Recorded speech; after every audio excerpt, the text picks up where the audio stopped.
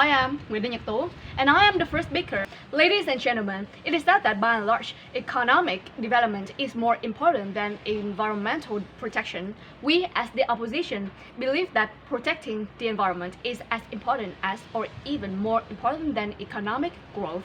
First and foremost, when it comes to the contest, as far as I'm concerned, I have already wasted and destroyed vast amounts of natural resources, and in so doing have put the earth at risk. Therefore, we must preserve the earth for our children and grandchildren. Moreover, in some cases, poverty and environmental damage are often linked. Destroying the rainforest gives native people nowhere to go, except for urban slums. Polluted water can lead to crop failures. Climate change will turn fertile fields into deserts and flood coastal areas where hundreds of millions live. Developing countries have to choose sustainable development if they want the future for their people. Despite what I have said, many states are still prioritizing financial profits over ensuring environmental sustainability, and their reason for why economic development is often put ahead of environmental sustainability is that it involves people's standards of living. Well, those are all about the context we have been in. Second, as regards the mechanism of this motion, ecological protection is the more important one because it consists of many systems surrounding us like biodiversity, water, deforestation, pollution, and climate change, while economic development is the process in which the financial well-being and life quality of a state or region are improved over a period of time due to strategies resulting in better GDP and life quality.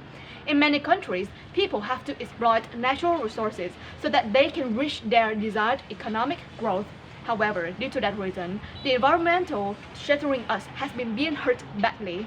Thus, many more urgent problems related to our health, natural resources, and the safety of our lives have popped up. Due to what I have said, now I'm gonna give my arguments based on two codes that I know.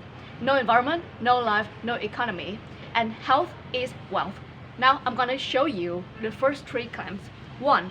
The environment is what we depend on to live.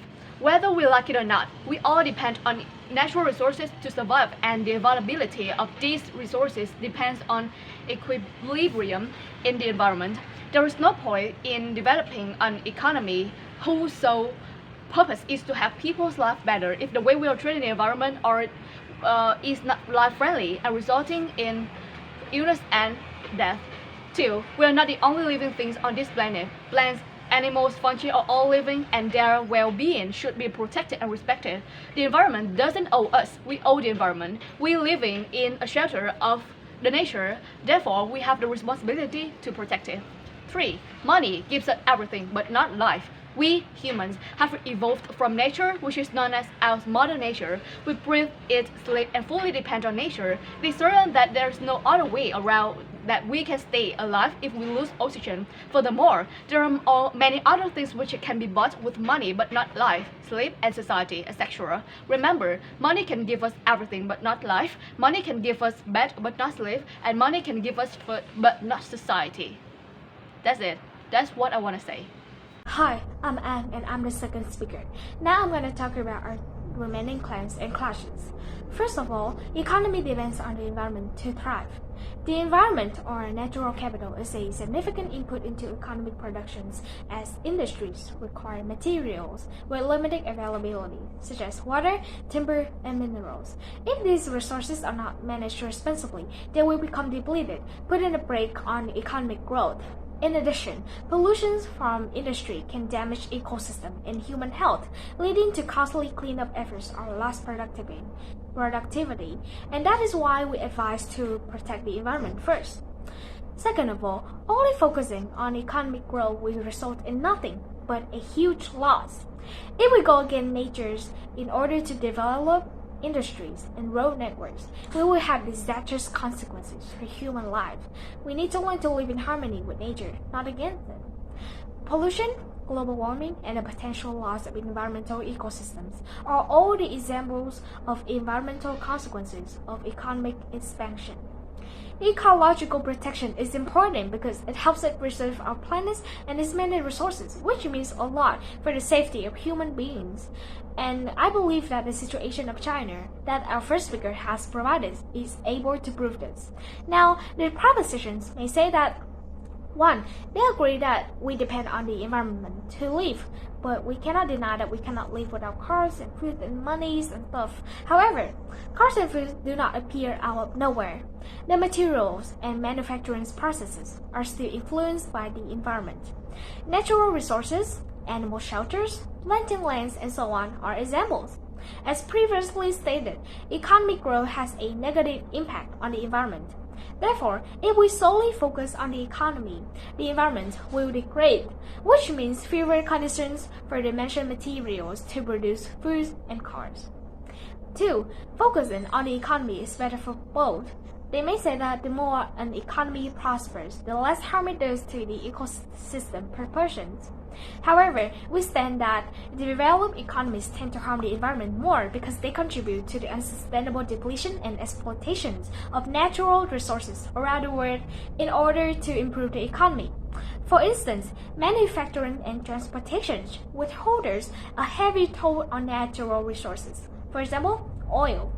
The environment is negatively impacted by the construction and production of industries, plus all the energy required for shipping it around to stores or directly to consumers, which proves that the statement is false.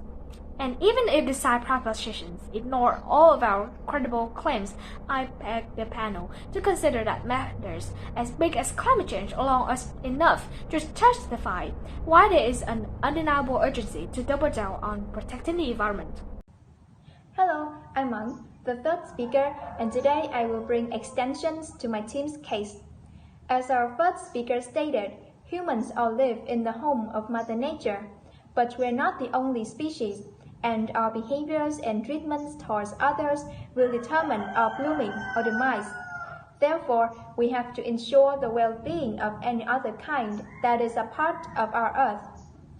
As our second speaker said, natural resources are running out, species are on the edge of extinction.